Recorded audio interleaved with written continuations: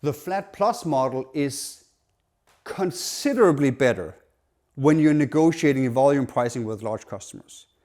Whereas it's, let's say, considerably not good at selling and negotiating rates for smaller customers.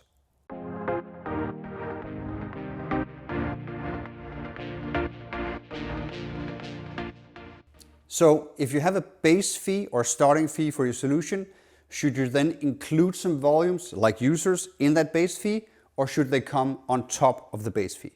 This is a design question on how to design your pricing architecture. And there are different versions of it, but they're sort of pretty similar. And it starts somewhere with saying, well, we don't want to have customers that are worth below X, whatever, let's say 10,000 per account. I recently sold some, I think it was in the aerospace or airport industry, where we said, well, anything below 25K a year, we're not going to sell that. It's just like too small of a fish for the kind of market that we're going after. Okay, great. So, but now you have 25K, let's say that as a base amount. And you're saying, okay, so for 25K, and then say you have a core metric that is, let's say, passengers in an airport.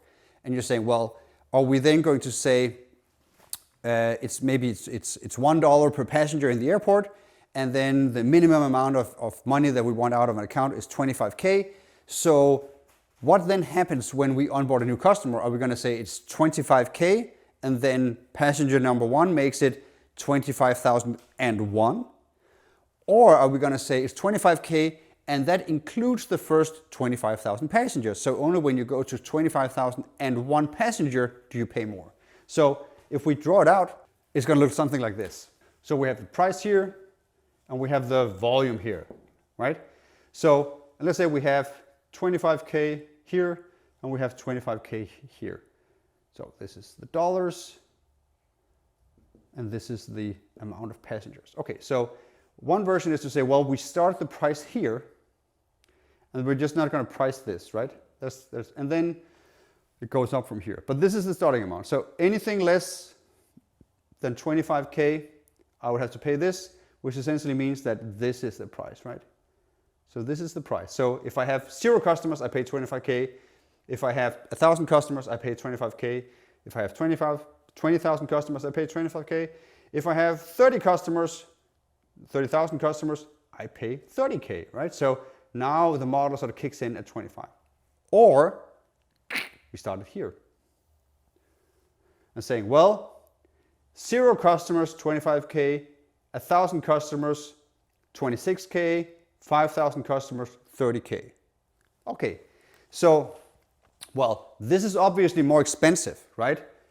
But pros and cons with the different models.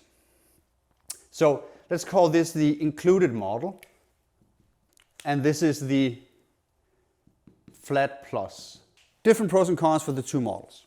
Included model is by and large really, really good for small customers, where the flat plus model is by and large really, really good for big customers. And here's why.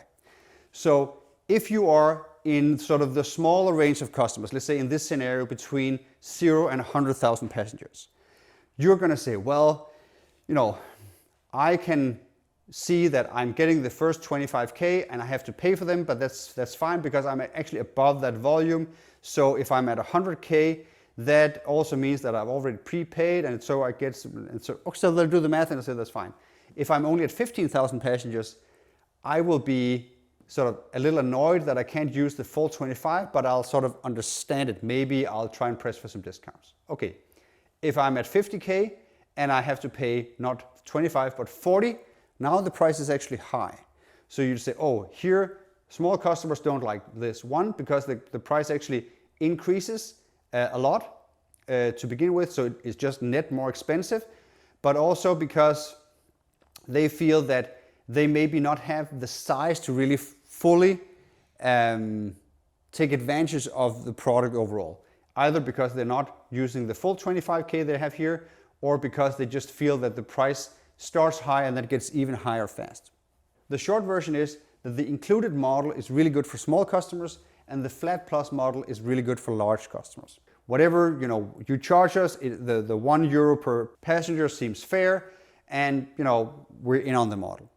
The flat plus model, where you have a flat fee plus the fee per passenger, or whatever it is that you have, is usually not very good until you actually start having relatively big numbers. But once you start having relatively big numbers, let's say that we do an example of a 200K passenger model or a 1,000,000 passenger model.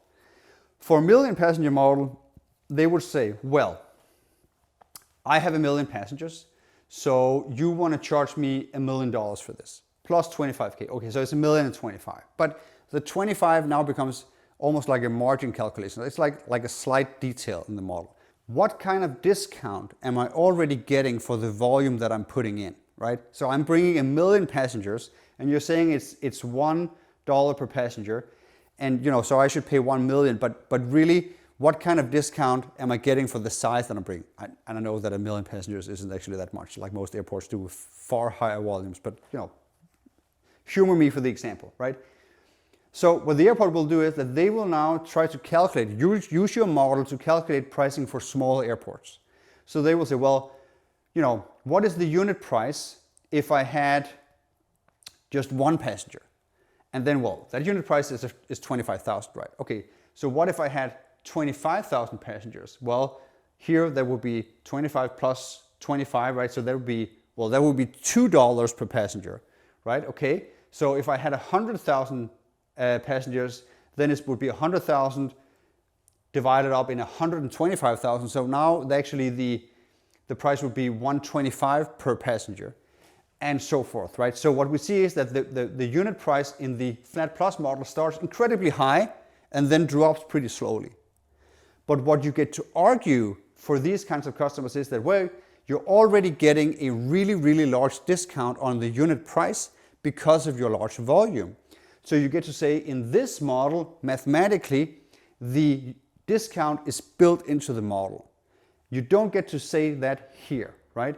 So here, in the included model, the large customer would say, well, the smaller passengers pay $1 per passenger, and the medium passengers pay $1 per passenger, and the large customers pay $1 per passenger. I am large, and I want to pay less than $1. I want to get it for 50 cents or whatever, right? So they will push you for a discount. Where the flat plus model, you get to argue, well, you're already getting the discount, right? The smaller one has to pay $25,000 per passengers, and then it drops to 2, and then it drops to 1.25 and so forth. And to you, it's closing in on 1. It will never get to mathematically 1, right? But if you have 1 billion passengers, it will be 1.000001, right? Something like that. And so it will be effectively $1 per passenger. So a very few of the airports in the world are going to have most of the passengers. A very few of the associations are going to have most of the paddleboard players. And a very few of the school districts are going to have most of the school teachers. So if you're in this kind of market and you actually have a product that can carry these larger accounts in your market, most of your business from a volume perspective will be with the larger accounts. There's an 80-20 rule, like the 20% largest accounts are going to have 80% of the volume. But where it matters, where you need to close the money and have the highest price point, and say, well, if you're selling to 50 million passengers, just getting it 5 cents higher is going to matter a lot, right? That's what, 2.5 million a year in extra annual recurring revenue just by a 5-cent increase on a very large number of underlying metric. And if the model helps you do that, that's definitely worth it. This is a more sort of subtle point in pricing architecture on whether to have these included volumes or not.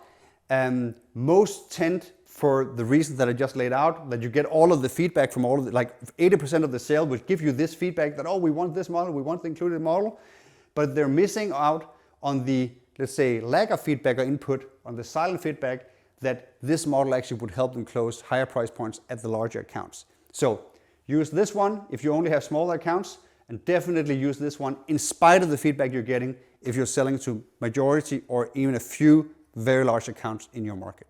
Okay, take care and good luck. Hey there, so I create these videos for free so that you can take your great SaaS product and turn it into a great SaaS business.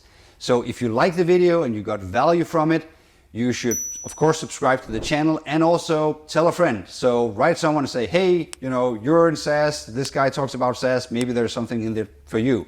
So that is the only way that this channel actually grows or these videos gets around.